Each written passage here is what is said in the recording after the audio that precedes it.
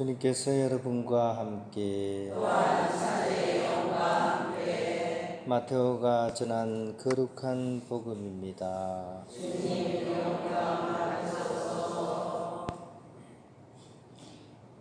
그때 예수님께서 제자들에게 말씀하셨다. 너희는 씨 뿌리는 사람의 비유를 새겨 들으라. 누구든지 하늘나라에 관한 말을 듣고 깨닫지 못하면 악한 자가 와서 그 마음에 뿌려진 것을 빼앗아 간다. 길에 뿌려진 씨는 바로 그러한 사람이다. 돌밭에 뿌려진 씨는 이러한 사람이다. 그는 말씀을 들으면 곧 기쁘게 받는다. 그러나 그 사람 안에 뿌리가 없어서 오래가지 못한다. 그래서 말씀 때문에 환난이나 박해가 일어나면 그는 곧 걸려 넘어지고 만다. 가시던 불 속에 뿌려진 씨는 이러한 사람이다. 그는 말씀을 듣기는 하지만 세상 걱정과 재물의 유혹이 그 말씀의 숨을 막아버려 열매를 맺지 못한다. 좋은 땅에 뿌려진 씨는 이러한 사람이다. 그는 말씀을 듣고 깨닫는다. 그런 사람은 열매를 맺는데 어떤 사람은 100배, 어떤 사람은 60배, 어떤 사람은 30배를 낸다. 주님의 말씀입니다. 그리스도님 참여합니다. 칼빈입니다. 옛날에는 이 아들, 딸 구별 말고 둘만나 잘 기르자 이런 구호가 있었죠, 그죠? 아마 남아 선호 사상 때문에 그런 것 같아요. 그때 이제 남자애들을 너무 이렇게 선호하니까 이렇게 구별하지 말고 그냥 둘만 낳아서 잘 기르자 이런 얘기였는데 지금은 완전히 반대가 됐죠, 그죠? 아들 하나, 딸 하나 낳으면 은메달입니다, 그죠? 지금 올림픽 했죠. 딸 둘을 낳으면 금메달입니다, 그죠? 아들 둘 낳으면 목메달입니다. 목을 매달아야 되죠. 예. 자, 근데 정말 딸을 잘 둔 덕분에 정말 다이아몬드 메달을 따신 분들이 있습니다. 누구시죠? 오늘 우리가 기념하는 요아킴 안나 성녀이십니다. 즉 성인 성녀로 공경을 받으시고 지금 세세생생 우리 교회가 존재하는 한 칭송을 받는 분들이 되셨기 때문입니다. 따님이신 성모님 때문입니다. 인적 사항을 좀 살펴보면 요아킴 성인은 아주 나자렛 부유한 집안 출신이셨고 성전에서 제사를 드리던 제사장이었다고 이렇게 전해집니다. 그리고 안나 성녀는 베들레헴 출신으로 이렇게 되어 있습니다. 이 두 분은 이제 20살 무렵에 혼인을 하셨고 정말 경건하게 이렇게 잘 사셨다고 합니다. 하지만 어느 집이나 좀 이렇게 불행이 있죠, 그죠? 이 두 분에게는 모든 것이 다 좋은데 20년이 지나도록 자녀가 없었던 거죠. 그러다 보니까 주위 사람들이 이 집만 지나가면 끌끌끌 하면서 혀를 막 찼습니다. 왜냐하면 이 당시에 이스라엘 사람들에게 있어서 자녀가 없는 집은 하느님의 축복이 없는 집이라고 여겼기 때문입니다. 그래서 참 도대체 왜 이럴까 우리가 이래서 고민을 거듭하시다가 요아킴 이렇게 성인께서 이제 광야로 나가서 40일 동안 단식 기도를 하셨다고 합니다. 그와 동시에 안나 성녀는 집에서 정말 울면서 하느님께 타는 기도를 바치셨다고 합니다. 그 지극한 기도가 통했던지 안나 성녀에게는 천사가 이렇게 방문하셨고 아이를 가지게 될 것이라는 그런 전언을 전해줍니다. 그러자 이 안나 성녀는 그 말에 너무 감격을 해서 내가 만약 아이를 낳으면 그 아이는 꼭 성전에 바치겠다 이렇게 약속을 했습니다. 동시에 비슷한 시기에 요아킴 성인 또한 환시를 얻었다고 합니다. 그 이후에 이제 그렇게 해서 이제 잉태를 하시게 되고 딸을 낳게 되고 그 낳으신 따님 이름을 마리아라고 이름 지었고 원래 이렇게 약속을 했던 대로 성모님을 이렇게 성전에 봉헌하신 것으로서 정식 경전에는 나오지 않습니다.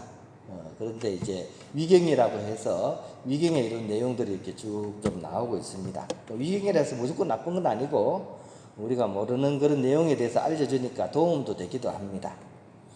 그래서 이제 그 이후로는 사실 교회 안에서 어떤 기록이나 이런 것들이 거의 없습니다.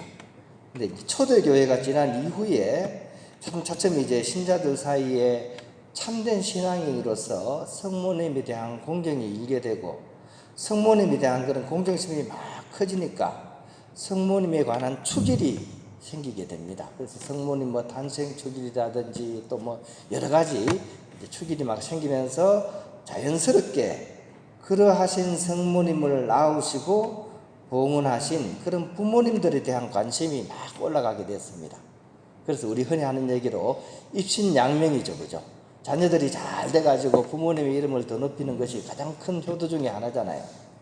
성모님 덕분에 결국 이렇게 6세기 때부터 안나 성녀에 대한 공경이 이제 동방교회에서부터 시작이 되게 됐고 550년에 콘스탄티노플에 안나 성녀를 기념하는 성당이 세워지게 되고 또 같은 시기에 베들레헴에 안나 성녀를 기리는 그런 성당이 지어져서 지금도 가면 거기서 그런 성당을 볼 수가 있습니다.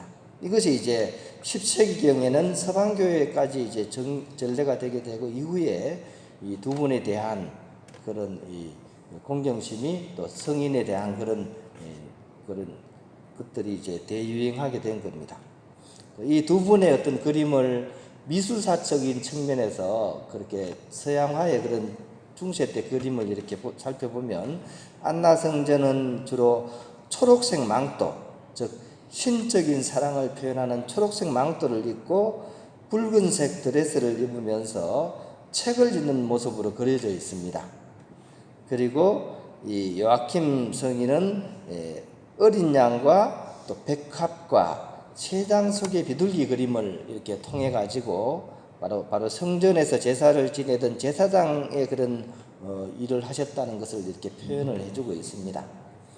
좀 장황하게 좀 말씀을 드렸지만 이 성모님의 부모님들은 정말 선량하고 착하신 분들이라는 생각이 듭니다.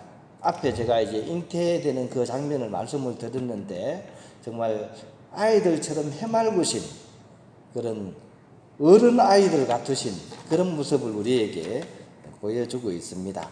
왜냐하면 이분들은 유연하고도 편견 없이 하느님의 뜻을 온전히 받아들이신 그런 측면이 이렇게 있기 때문입니다.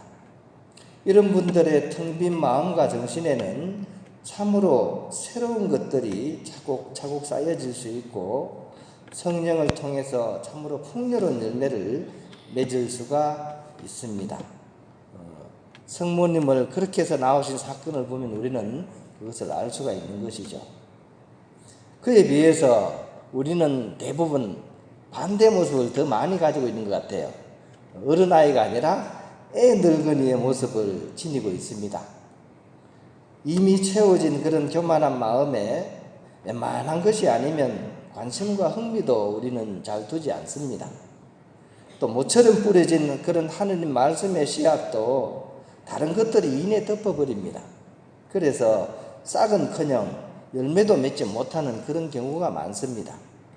그런 의미에서 과연 내 마음 안은 과연 하느님의 말씀이 떨어지는 밭으로 봤을 때 그것을 정말 나이는 많지만 맑고 깨끗한 마음으로서 그것을 바라보는 어른아이가 내 안에 들어있는지 아니면 세상사에 치달리고 거기에 물들어서 하느님 말씀의 씨앗마저도 이내 덮어버리는 애 늙은이의 모습을 가지고 있는지 이 오늘 축일을 맞으신 두 분을 통해서 이렇게 한번 묵상을 해볼 수 있었으면 좋겠고 다시금 우리가 그 순수성을 회복하는 그런 우리가 될 수 있도록 주님께 기도를 청해야 되겠습니다.